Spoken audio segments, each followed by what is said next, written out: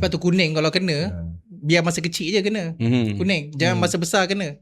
Kenapa? Sebab kalau kecil kena, besar pun kena, dah 2 kali kuning. 2 kali kuning, merah kena keluar banyak. Kadang-kadang yang orang yang macam ni dia selalunya dia ada masalah anxiety. Sebabnya bila kita ada anxiety ni, kita takut kan. Bila kita takut atau stres, otak kita ni akan stimulate perut kita keluarkan lagi banyak asid. Bila lagi banyak asid, perut sakit kan. Sakit yang naik atas ni, sakit dada, aku ada sakit jantung pula ke. Dia risau.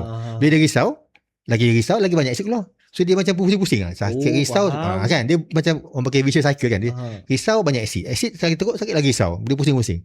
So kes-kes macam ni kan, ada setengah-setengah saya kena refer pada pakar psychiatry lah. Sebab nak kontrolkan anxiety dia tu. Sebab kalau kita tak kontrol anxiety dia tu, takkan baik perut ni. Welcome back. Kembali lagi kita dalam cerita apa? Cerita Malam Jumaat. Bukan cerita biasa. Setiap orang ada kisah dia. Tak ada aku Tak apa, boleh Ada je. Cerita malam Jumaat bukan cerita biasa. Tak terduga penuh kejutan di setiap sudut. Jelajahi mimpi, menikmati suasana. Bila rasakan getarnya jangan ragu, ikut.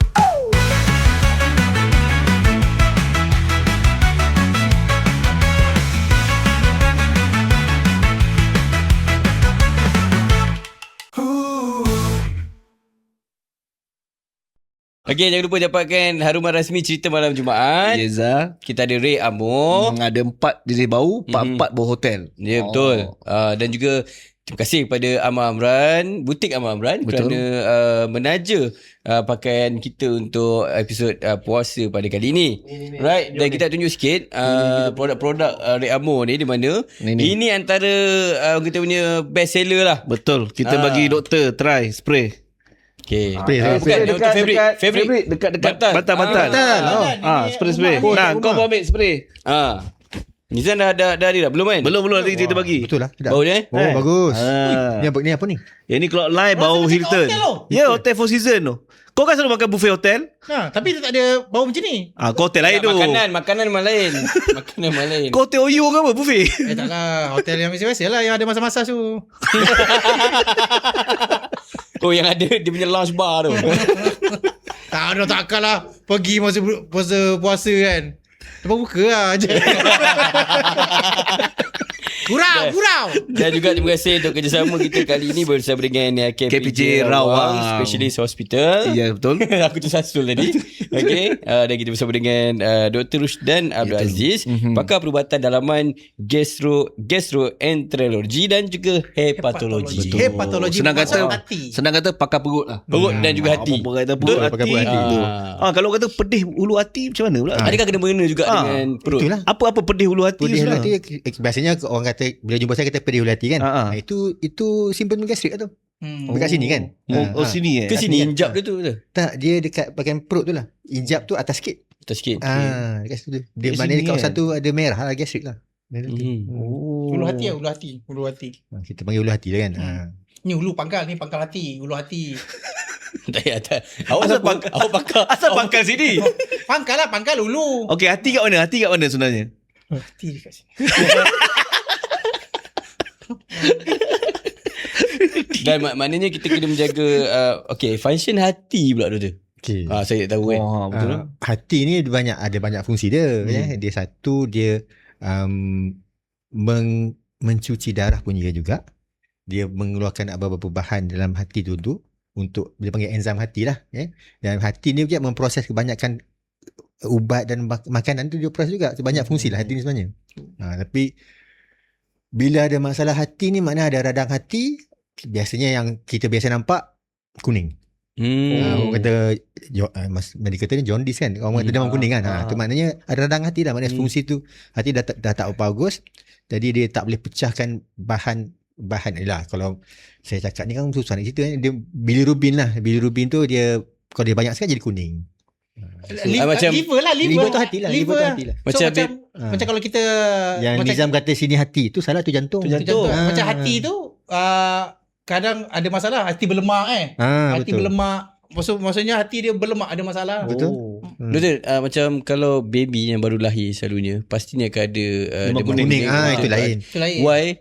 Itu sebabnya dia punya baby ni dia masa dia baru lahir minggu dalam 7 ke 10 hari yang pertama tu, dia punya fungsi hati tak normal macam biasa lagi. Jadi dia tak boleh pecahkan saya kata bilirubin tu. Jadi bila bilirubin tu So dia jadi take kuning time. Ya. Dia take time lah. Ya betul. Sebab tu kuning kalau kena, biar masa kecil je kena. Kuning. Jangan masa besar kena. Kenapa? Sebab kalau kecil kena, besar pun kena, dah 2 kali kuning. 2 kali kuning merah kena keluar banyak.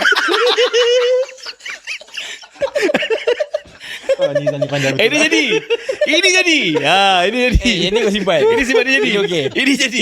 Ini jadi. Sebab tu kau pakai kuning kan? Aku kena hati-hati saya ni. Aku kena berhepatologi. Aku kena second yellow. Kena second yellow, red terus.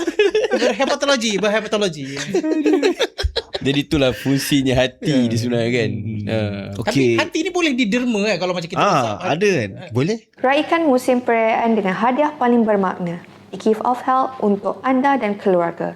Sempena festive season ini, nikmati promosi saringan kesihatan di KPJ Rawang Specialist Hospital bermula serendah RM88 sahaja.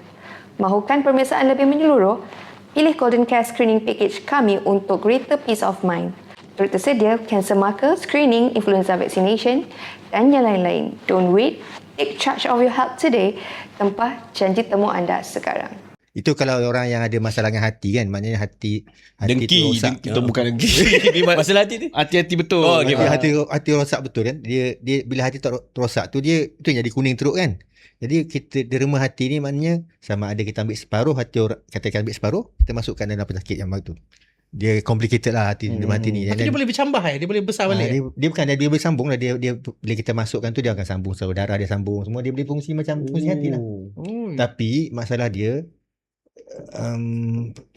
dia organ lain, organ orang lain dah. So kita kena pastikan organ tu diterima oleh pesakit yang akan nak terima. Kalau tak sesuai, boleh dia terima juga. Kalau tak sesuai dia akan sel badan kita akan dia panggil serang hati tu rosak. Hati tu susah lah kena Kalau balik tak sel. sesuai boleh dia ambil balik hati tu. Ada orang yang boleh. Tak boleh. Tak boleh dah lah, rosak lah.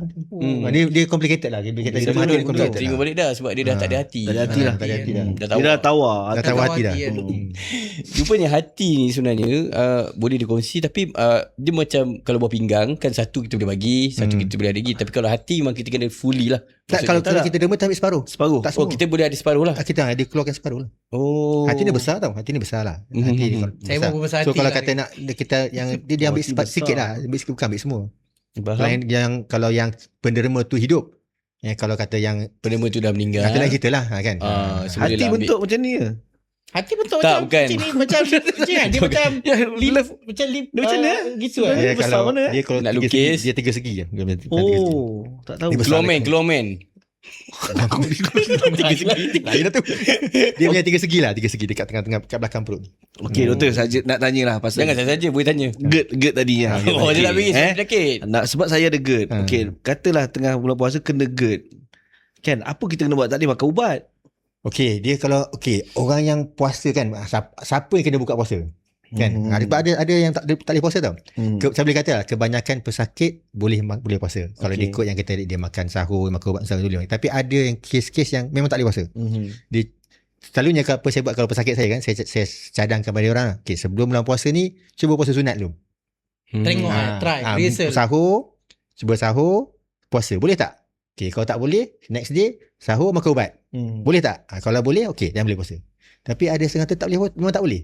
Dah tak boleh, tak boleh apa lah. Memang tak ada puasa. Memang tak boleh nak puasa lah. Bila tak boleh puasa, kena bayar fidyah lah. Memang ada orang yang memang Ada. Tak ramai lah, tapi ada. Macam kawan saya pun ada yang tak boleh puasa tak? Douglas Lim memang. Tak dia Cina. Dia lain. Tapi kalau dia tak boleh puasa, walaupun makan ubat pun dia tak boleh puasa, maksudnya sepanjang hidup dia tak boleh puasa. Kalau yang teruk lah. Kalau yang teruk. Oh, teruk. Tak ramai yang macam tu. Tak ramai. Tak yang tu. Kebanyakan boleh puasa lah. Ya, dia Tapi kita kalau macam ni, tadi kata-kata yang sakit masa tengah puasa dia sakit kan. Kalau katalah sakit kena buka puasa lah. Yang satu lagi kalau masa puasa tanda-tanda bahaya yang kena buka, satu yang kita takut ada tanda-tanda yang ada pendarahan dalam perut. Okey. Itu yang kalau sakit teruk sangat. Yang kedua ni ada muntah darah atau muntah hitam. Ataupun yang ketiganya ada buang yang besar, najis tu warna hitam. Itu tanda-tanda ada pendarahan perut. Ini memang kena buka puasa lah. Tak boleh berasa. dan dia tak Patutlah disarankan kau tadi- juga untuk puasa. Kalau yang orang macam ni lah. Betul lah tengah hari tadi dia makan dia maju sebab kau GERD. Tapi tapi- ramai makan kau pun sekali makan. Aku buffet. Okey doktor, kalau lah kata kena, kan GERD ni selalu saya kena tengah malam. Kadang tengah tidur tiba terkena, kau tersedak, kau tak tidur, rasa macam tak sedap.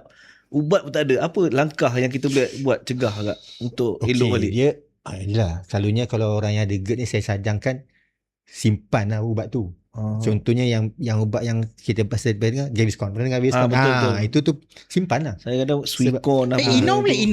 Ino Ni kurang sikit lah. Ino ni dia nak menetralkan aksid, tapi yang lagi bagus lah, yang memang Gaviscon. bagus, Gaviscon tu lagi bagus.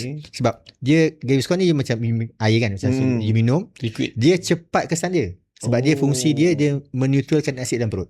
Okey. Jadi kesan dia cepat. Faham. Tapi masalah dia kesan tak lama, 3-4 jam je. So kalau tak ada sambung dengan ubat lain, dia jadi sakit balik. Nak kena makan lah. Nak kena memang cari makan lah. Contoh katalah kita tengah kat hotel mana-mana tak ada ubat kan. Salah satu cara lagi minum susu lah. Kalau ada Susu, susu. Sebab susu tu kali. Susu yang fresh milk lah. Tak kisah susu apa pun, susu lah. Tapi masalah dengan susu pula, ada masalah juga ni. Ada juga. Sebab susu ni dia ada setengah pesakit tak tahan susu. Dia ada kondisi kita panggil lactose intolerance. Kan? Orang yang lactose intolerance ni, bila dia kena lactose, dia akan perut dia kembung dengan cirit-birit. So tak boleh lah. So kalau biasanya saya akan tanya lah, kalau pesakit tanya saja, susu boleh minum tak doktor? Okey, saya tanya dia balik, pernah minum susu tak? Dia kata pernah. Ada masalah tak minum susu? Kalau tak ada boleh minum. Tapi ada setengah orang dia minum susu, setengah jam dia minum susu, dia perut dia kembung.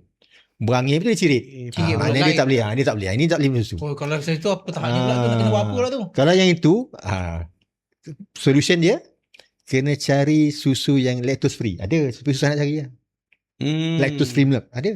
Tapi susah nak cari lah. Nak tanya tu, kalau macam kita ada jenama jugalah, macam Vitagen, Yakult semua, ada kan tu susu penghadaman yang bagus juga. Itu Bukan bagus, kononnya maksudnya dia ada probiotik konon tu kan. Okay. Boleh lah nak makan, tapi it's not. Kalau kajian pasal probiotik ni dia It's not proven. betul. Pandai ni. It's not proven. It's not Dia clinically bukan. proven. Ada kajian kata dia berkesan. Ada kajian kata tak berkesan. So kalau saya nak recommend pesakit kan, kita ni nak recommend, nak pastikan benda tu berkesan lah kan. Benda tak murah kan. Probiotik tu sebulan dah 100-200 juga kan.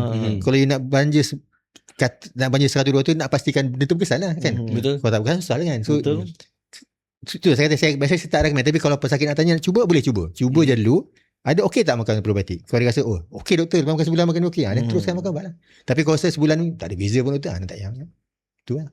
Jadi Dan kalau macam keracunan makanan, kata kan, keracunan makanan ni dia bermula ni macam kita makan pedas, sebagainya gastrik, after gastrik mungkin GERD, lepas tu keracunan makanan sebab kita akan muntah-muntah, cirit, lepas tu kita akan bila makan apa, saya pernah kena, bila kita makan atau minum, kita akan keluar macam-macam benda, air. Okay. Keracunan makanan tu actually, keracunan makanan tu benda lain tau. Dia lain tak ada daripada kena-mengena. dia bukan tak ada kena-mengena. Sorry. Tapi keracunan makan tu sebabkan jangkitan kuman. Biasanya makanan tu tercemar lah, sama ada makanan tu tercemar ataupun bekas makanan tu tercemar. Itu yang kita dapat muntah-muntah cirit. Itu keracunan makanan. Tapi kadang-kadang orang yang ada gastrik ni, bila dia kena keracunan makanan, gastrik dia teruk. Dia sakit perut, pedih perut. Tapi sebenarnya keracunan makan tu bukan sebabkan gastrik lah. Keracunan makan tu sebabkan jangkitan kuman, makanan tercemar. Itulah rasanya kalau bakteria dalam perut, maksudnya kuman lain dalam perut kan. Kuman yang tak elok lah kan. Kalau silap makan kan.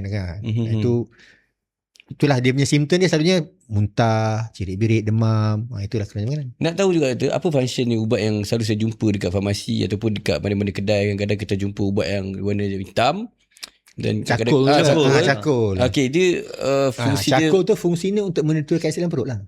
sama juga macam Gaviscon. Cuma dia, kalau tanya saya lah, cakul ni kurang sikit kesan dia lah banding dengan Gaviscon. Dia sekarang kita punya medical profession ni makin lama makin canggih kan. Banyak kajian.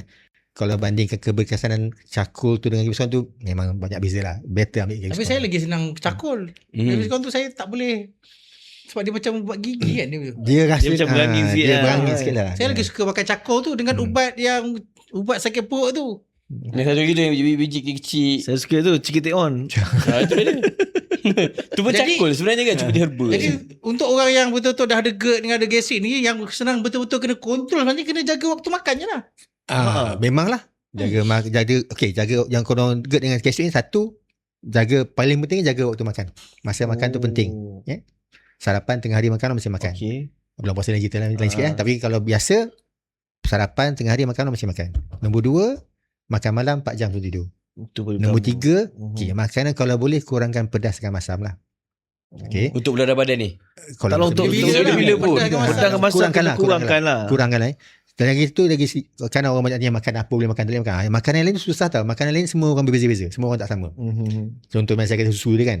Ada setengah orang tak boleh susu, ada setengah boleh susu kan. So you kena tengok dulu. Biasanya saya nasihatkan pesakit saya, cuba dulu. Cuba je makan. Kalau kata lepas makan something tu perut rasa tak selesa, ingat balik apa saya makan tadi kan. Dan elakkan benda tu lah. Contohnya kamu minum kopi.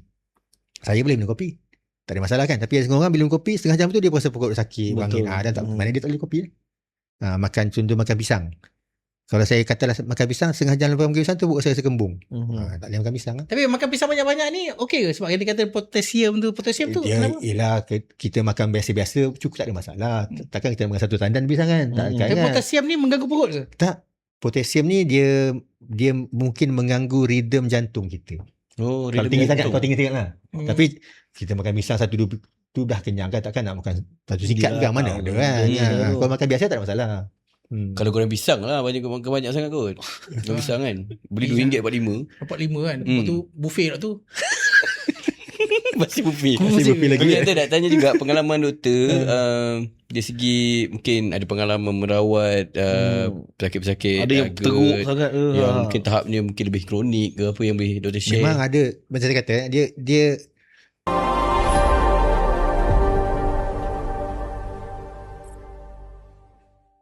Tahukah anda penggunaan ubat mata tidak membatalkan puasa? Saya Dr. Aisyah Muhammad Zain dari KPJ Rawang Specialist Hospital, pakar mata anda. Pesakit saya sering bertanya dalam bulan puasa ni, boleh ke pakai ubat mata doktor? Tak batal puasa ke?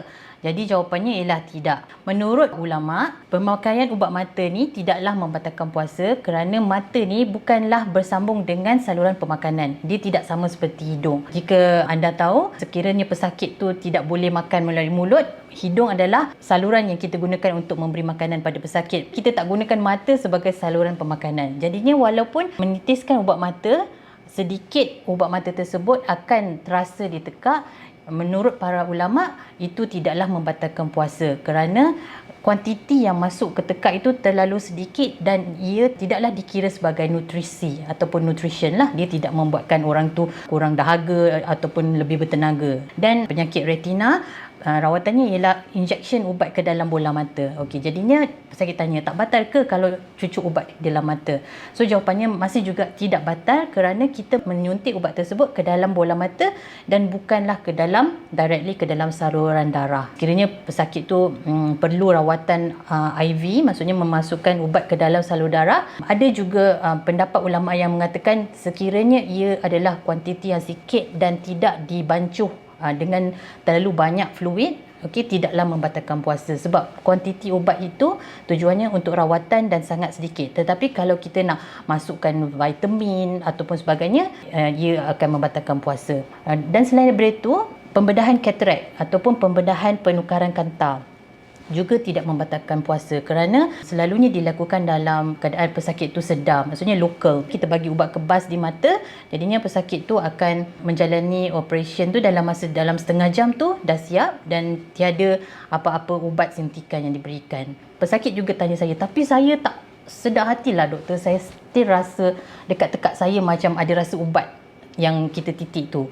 Okey, so kita ada satu tips. Macam mana kita nak elakkan ubat yang kita titis dalam mata tu masuk ke tekak kita. Okey, selepas pesakit titik ubat ke dalam mata, pesakit boleh menekan bahagian hujung mata di sebelah hidung ni kerana dekat sebelah bawah kelopak mata ni kita ada satu saliran ataupun satu lubang opening di mana cahaya tu boleh masuk ke dalam saliran tu dan pergi ke tekak. Sekiranya kita tekan bahagian tu, kita menghalang ubat itu daripada terus masuk ke dalam saliran tersebut dan masuk ke tekak. Jadinya kita takkan rasalah ubat tu masuk ke tekak kita. Lagi satu, mungkin kalau ubat tu mungkin 2 kali sehari, kita boleh timingkan ubat tu. Satu di masa sebelum sahur ataupun masa sahur dan satu lagi selepas berbuka. Tapi kalau kata contohnya pesakit tu mengalami masalah mata yang teruk, perlukan ubat every 2 hours dan itu tiada pilihan, secara umumnya pendapat ulama mengatakan ubat mata tidak membatalkan puasa. Sekiranya anda mengalami masalah mata, anda bolehlah datang ke KPJ Rawang Specialist Hospital dan jumpalah pakar mata anda.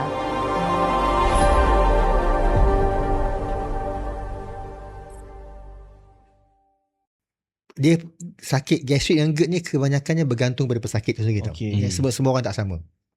Ada setengah pesakit tu kita dah cuba ubat macam-macam dah. Ubat ni tak boleh, ubat ni tak boleh, tukar ubat. Dia masih sakit lagi kan. So, biasanya ubatnya pentingnya ubat untuk kurangkan asid lah kan. So adalah ubat dia makan dia. Dia tukar satu ubat ni tak okey, dia tukar ubat lain. Tapi dia sakit dia macam lagi. Kadang-kadang yang orang yang macam ni dia selalunya dia ada masalah anxiety. Kan? Anxiety Anxiety pula. kan. Sebabnya dia related juga. dia related sebabnya bila kita ada anxiety ni kita takut kan. Bila kita takut atau stres, otak kita ni akan stimulate perut kita keluarkan lagi banyak asid. Bila lagi banyak asid, perut sakit kan. Sakit yang naik atas ni, sakit dada, aku ada sakit jantung pula ke. Dia risau. Bila dia risau, lagi banyak asid keluar. So dia macam pusing-pusing lah. Sakit risau kan. Dia macam orang pakai vicious cycle kan. Dia risau banyak asid. Asid sakit teruk, sakit lagi risau. Dia pusing-pusing. So kes-kes macam ni kan, ada setengah-setengah saya kena refer pada pakar psychiatry lah. Sebab nak controlkan anxiety dia tu. Sebab kalau kita tak control anxiety dia tu, takkan baik perut ni. Ada juga kes macam tu. Bulan puasa. Contohnya macam Hazwan. Memang tak boleh puasa. Gastrik. Dia terpaksa pergi ke kedai untuk makan. Boleh tak dia dapatkan surat recommendation daripada doktor? Kalau tiba-tiba Jabatan Agama nak tangkap. Saya tak boleh puasa. Nampak tak surat daripada Dr. Rashdan ni? Janganlah makan tempat orang. Mana kan betul lah. Janganlah makan depan orang. Tak, maksud tu dia kata, kalau saya tak makan dalam 2 saat ni, saya akan mendapat gastrorism hepatologist of the dragon. Boleh tengok. Saya boleh membawa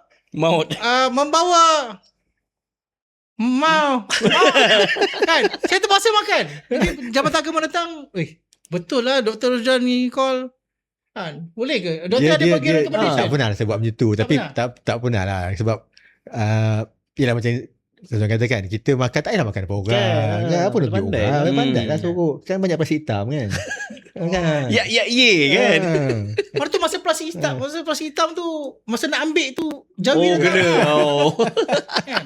At least adalah kalau surat ni Dr. Rashdan tak bagi saya Dia tak pernah bagi kan. Boleh bagi boleh kan. Tak ke? Dia tak nak ke? Saya tak pernah. Dia nak datang kan, saya dah tahu dah memang dia akan datang. Dia pun takkan nak ambush ke buffet. Tapi saya memang time puasa saya puasa. Memang saya takkan buka puasa ke apa benda. Saya ikut apa yang doktor cakap lah. Bagus Dia. Tak pernah daripada kecil ke? Bila? Awal ni pukul 4. Tak apalah, kita sunuzon. Mungkin petanda-petanda ke dia tu angin ke. Angin macam gas tu. Tapi banyak lah ilmu kita dapat bila doktor kata sebab kita pun tak tahu yang kita ni ada GERD kan. Tapi kita rasa macam sendawa biasa. Tapi bila doktor cakap macam ni, rupanya aku pun sebenarnya ada GERD. Betul. Aku tak tahu. Jadi memang saya nak kena beli kurma. Saya nak kena beli kurma hari ni, sahur je 4 biji kurma. 4 biji. Lepas 4 biji kurma, baru solat, lepas tu sambung dengan siakap 3 rasa. Ini sahur ke buka puasa? Ni buffet. ni. Sahur kan buffet. Sahur buffet. Tak, lepas sahur, lepas solat tu ada makan lagi ke? Tak ada dah. Tak ada dah. Lepas dah solat, dah tak ada dah tu. Loyo ke? Jangan. Macam sahur lah. Kita nak dengar juga antara rawatan-rawatan awal lah yang mungkin boleh diorang praktik ataupun yang diorang kongsikan. Sekiranya kalau tiba-tiba kena gastrik, sakit perut dan sebagainya. Yalah, kalau kata gastrik ni yang pertama sekali kita kena siasat lah. Kenapa? Apa punca gastrik tu tau. Itu yang kita jumpa doktor, kita kena check lah. Kita check, tengok dapat opinion and then mungkin kena buat endoskopi tengok dalam perut tu kan. Kalau dan baru kita dapat diagnosisnya, senang kita bagi rawatan. Sebab kalau contohnya kalau ada kuman dalam perut, kita kena bagi ubat untuk bunuh kuman tu dulu. Yang lepas tu kita bagi ubat untuk kurangkan asid. Satu lagi ubat kita boleh bagi ubat untuk macam nak bagi pergerakan usus kita cepat supaya dia tolak asid tu ke bawah, tak naik atas. So adalah apa ubat dia kan. So kena dapat rawatan. Itulah kena dapatkan diagnosis lah, kena jumpa lah. Okey, soalan yang paling best doktor. Okey. Bila kita dapat tahu, kita dapatkan rawatan, kita akan mungkin pilih klinik biasa. Ataupun klinik biasa mungkin dia tak tahu, dia suruh refer pakar. Okey. Ada ramai yang kat sini ambil insurans kan. Tapi kita tahu kalau nak pakai insurans, kita kena ada surgery ataupun kita kena ada warded baru kita boleh utilize. Betul. Tapi kalau kita nak jumpa doktor kan, kalau jumpa doktor, daycare saja keluar, tak dapatlah pula nak claim insurans. Tapi macam mana caranya nak jumpa doktor, nak dapatkan rawatan, at the same time boleh claim insurans. Bijak. Daycare boleh claim insurans. Daycare boleh. Daycare boleh. Tapi kena ada prosedur lah. Kan dia macamnya kita kena buat endoskopi kan. Biasanya saya kata saya buat endoskopi ada care je. Patient datang pagi, masuk buat harian, buat petang balik. Sebab insurans ni biasanya kalau yang daycare tu you kena duduk dalam dewa tu 6 jam. Sepanjang hari lah. So masuk pagi petang balik. Yang boleh pakai insurans. So boleh lah, boleh claim. Boleh claim. Kalau daycare boleh. Jadi siapa-siapa yang ada insurans, rasa macam ada GERD atau gastrik, datang KPJ, jumpa Dr. Rusdan, cakap saya ada takaful. Dia dalam 1 daycare ke 2 daycare? Boleh ni? 1 daycare ke 2 daycare? Tu dekat. Oh lain. Bukan, daycare lain. Daycare ni yang dia. Tu dikir. Okay, kita ni dah berhujung dah Azwan. Mungkin kita dengar sikit daripada doktor untuk pesanan, mungkin info bagi orang yang tengah tonton ni macam mana nak dapatkan rawatan dan sebagainya bersama dengan Dr. Rusdan. Lagi-lagi pula nak kena pergi ke KPJ Rawang. Silakan. Okey. Ya, pada saya lah yang penting sekali untuk puasa ni, untuk orang yang ada gastrik, masalah gastrik lah, macam pesan tadi kan, kenalah makan tu betul, cara betul makan tu betul lah. Macam kata sahur, kena sahur, lewatkan sahur tu, kalau perlu makan ubat masa sahur. Lepas tu berpuasa. Kalau boleh puasa, okey, tak ada masalah. Tapi kalau ada masalah juga, dan kita tengoklah sama ada boleh puasa atau tak. Kalau tak boleh puasa, memang kena buka puasa lah. Dan kalau tak boleh puasa tu, memang sama ada kita ganti kemudian bila tengah dah perut dah elok, ataupun kalau tak yang jenis yang orang dah tua-tua tak boleh puasa tu, kena bayar fidyah lah. Okey. Kalau yang tak ada, tak tahu apa masalahnya lagi, sakit tu berterusan, sakit perut, pergi klinik makan ubat tak okey, bagi klinik bagi makan ubat tak okey, dan itu kena kita kena siasat lah. Siasat tu maknanya kita kena dapatkan opinion doktor lah, doktor yang pakar bahagian gastro lah. So kalau nak ke Rawang tu, bolehlah kontak, pergi saya ke website Rawang pun ada kan. So pergi ke hospital, pergi ke bahagian apa, emergency ke? Pergi ke, sama ada pergi emergency boleh, ataupun pergi ke counter information dekat orang tu, dia boleh arahkan ke mana nak pergilah. Kata saya ada sakit ni, dia kata okey, kalau macam ni nak kena jumpa doktor gastrokologi dan hepatologi. Doktor ada ramai ke doktor hepatologi kat sana? Dekat awak jangan main sebut. Awak jangan main sebut. Gastrokologi. Betul ah. Ada ramai ke selain doktor dekat Rawang? Saya seorang je lah. Dekat seorang. So akan automatik dia akan transfer kepada doktor Rusdan lah. Dan terus boleh walk in ke ataupun kena set appointment? Dia biasanya kalau dekat private ni boleh je walk in biasanya. Cuma kadang-kadang kita tunggu, kalau walk in tu kena tunggu lama sikit lah. Itu je. So bukan orang kata bulan puasa ramai lah orang sakit gastrik. Kalau tanya saya, sebenarnya tak tau. Sebenarnya kalau orang yang ada GERD ni kadang-kadang puasa tu lagi elok tau. Ada pertanyaan. Sebabnya macam kita katakan sebelum ni, kita makan tak ikut masa. Sibuk kan? Sibuk, tak ada masa, lunch tak makan, di break tak makan. So bila kita puasa ni, kita sahur. Sahur buka ikut masa. So ada kebanyakan pesakit saya yang GERD ni masa bulan puasa lagi elok masa tak puasa. Ada tau. Sebab dia kena makan. Dia makan sahur, dia makan buka puasa, elok. Menjaga kualiti time menjaga time makan. Kalau tahu macam tu, puasa je lah sepanjang tahun kan. Tak ada lagi dah sakit-sakit kan. Betul. Boleh juga. Itulah orang kata kelebihan puasa. Terus niat je aku puasa setahun terus kan. Terus so tak ada dah sakit. Sebelum kita pergi ke mana-mana mazhab, dia direka-reka. Aku dah bagi doa dalam bulan Ramadan ni. Okey. Okey, kita ucapkan terima kasih pada Dr. Rusdan, pakar perut kita panggil dia. Pakar perut. Senang kalau bagi bahasa kau tak faham. Pakar perut. Parut pendek parut. Okay, sudi bersama kita, dan terima kasih juga kepada Nizam yang jentik. Yes. Berkongsi banyak benda kan, pasal aku kuning tadi. Kuning. Okay. Alright.